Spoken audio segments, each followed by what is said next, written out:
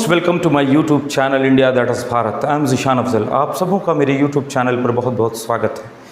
आज मैं आप लोगों के पास जो आया हूँ तो बीच में काफ़ी लंबा गैप हो गया कुछ निजी कारणों से, लेकिन आज का जो ये मेरा मुद्दा होगा, जो टॉपिक होगा, बहुत ही गंभीर होगा।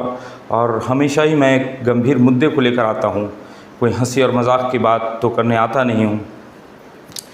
आप में से कभी किसी ने क्या यह सोचा है कि हमारा मुल्क हिंदुस्तान, जो कि एक बहुत ही महान देश और बड़ा देश है, जब ये आज़ाद हुआ था, जब भारत को 15 अगस्त 1947 को आज़ादी मिली थी और जब इसका संविधान लागू हुआ था 26 जनवरी 1950 को, और संविधान की जो प्रस्तावना थी जिसमें हमने, आपने, सारे भारतीयों ने, हम सबों ने, हमारे बाप दादाओं ने जो प्रस्तावना में जो संकल्प लिया था, जो शपथ लिया था, क्या वो शपथ आज पूरी होती हुई नज़र आ रही है?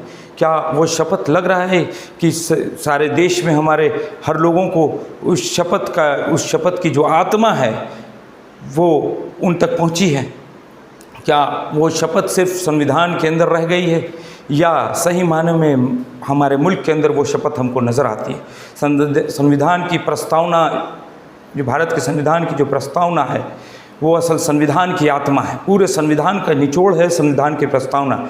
लेकिन उस संविधान की प्रस्तावना के हिसाब से हमारे मामला बिल्कुल नहीं है। चाहे आप मणिपुर को ले लीजिए, या इससे 4 दिन पहले ट्रेन में जो हादसा हुआ है जिसमें एक रेलवे प्रोटेक्शन फोर्स के एक जवान ने 4 लोगों को कत्ल कर दिया, 4 लोगों को मार दिया।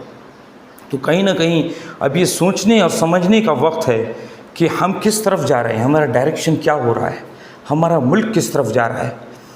क्या हम जो प्रस्तावना में लिखा हुआ है, क्या हम उसको फॉलो कर रहे हैं, उसका अनुसरण कर रहे हैं और उसके हिसाब से क्या हमारा देश चल रहा है?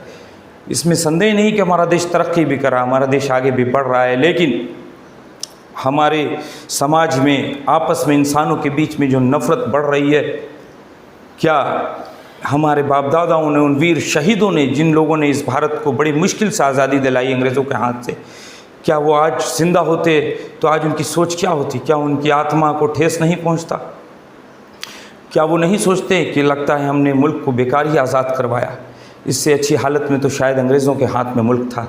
आज जो मुल्क की हालत हो गई है, अगर आप मणिपुर की घटना को देखेंगे तो दो स्त्रियों को निर्वस्त्र करके, नेकेड करके पूरे एरिया में, पूरे इलाके में घुमाया जाता है, उनकी इज़्ज़त को तार तार किया जाता है, उनके जिस्म को ही नहीं, उनकी रूह को भी छलनी किया जाता है। मतलब मेरे पास शब्द नहीं है कि मैं आपको बता सकता हूँ कि कैसा महसूस हो रहा है मुझे, और आपको भी कैसा महसूस हो रहा होगा।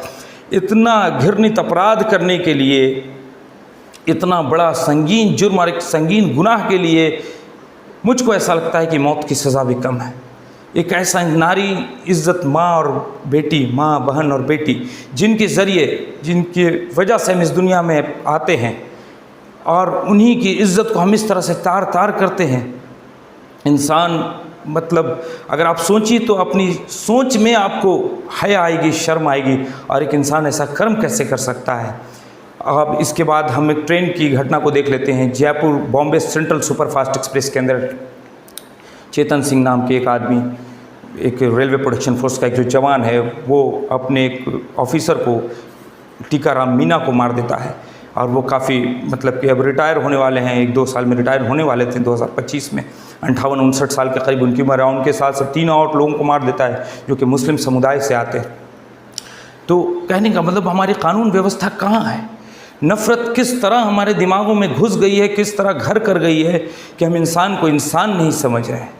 हम ये नहीं समझ रहे हैं कि सबके बदन में एक ही लहू दौड़ता है, हर इंसान के सीने में एक ही दिल धड़कता है, और हम सभी एक उस ईश्वर के पैदा किए हुए हैं, एक ईश्वर के भेजे हुए हैं। फिर भी हम इतना नफ़रत देश में फैला रहे हैं और इस कदर द्वेष आपस में है। और ये नफ़रत की आग, ये दंगे, ये फसाद, ये मुल्क को पीछे की तरफ ढकेल रहा है। इससे हम तरक्की तो कतई नहीं कर रहे हैं, इससे और पीछे जा रहे हैं।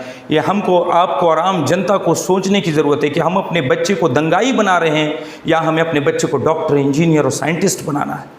हमें श्रीलंका का मिसाल लेना चाहिए। श्रीलंका में सेंली समाज और तमिल बोलने वाले लोग, इन दोनों में बहुत लंबी जो एक गृह युद्ध है चला है कुछ दिनों तक, जो कि 2009 के आसपास ख़त्म हुआ है। वहाँ भी सिंधी समाज वाले, जो कि बड़ी आबादी में, तो वो समझते थे कि हम ज़्यादा हैं तो हमारी बात मानी जाएगी, और वो तमिल वालों पे जुल्म करते थे। तमिल वाले कम आबादी में थे।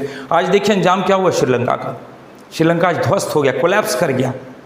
तो कहने का मतलब कि दंगे फसाद, लड़ाई झगड़ा, खुरेजी, नफ़रत, दहशत, इनसे मुल्क तरक्की नहीं करता। ना इंडिविजुअल, इनफरादी तौर पे, ज़ाती तौर पे, किसी व्यक्तिगत तौर पे किसी की तरक्की हो सकती है, और ना ही देश की तरक्की, ना ही समाज की तरक्की हो सकती है। आज का मेरा मैसेज बस आप लोगों के लिए इतना ही है, और मैं आप लोगों से दरख्वास्त करूँगा, अपील करूँगा कि अमन से रहें, चैन से रहें आपस में, अपने पड़ोस से, चाहे वो पड़ोस में आपके कोई हिंदू हो, क्रिश्चियन हो, सिख हो, ईसाई हो, मुस्लिम हो, सबसे प्यार से, मोहब्बत से रहें। नफ़रत को ना बांटें। नफ़रत बांटने से नफ़रत फैलती है, और यह नफ़रत की आग एक दिन पूरे देश को और पूरे लोगों को, पूरे समाज को जलाकर राख कर देगी। मोहब्बत को बांटें, मोहब्बत करें, एक दूसरे का ख्याल रखें, और मेरे YouTube चैनल को ज़्यादा से ज़्यादा सब्सक्राइब करें, लाइक करें, और बेल आइकन के बटन को दबाना ना भूलें, ताकि आपको अगला जो भी मेरा वीडियो है उसका नोटिफिकेशन मिल जाए।